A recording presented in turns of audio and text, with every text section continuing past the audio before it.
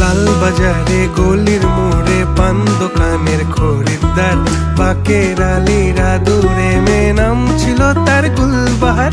লাল বাজারে গলির মোড়ে পান দোকানের খরিদ্দার, বাকের আলীরা দূরে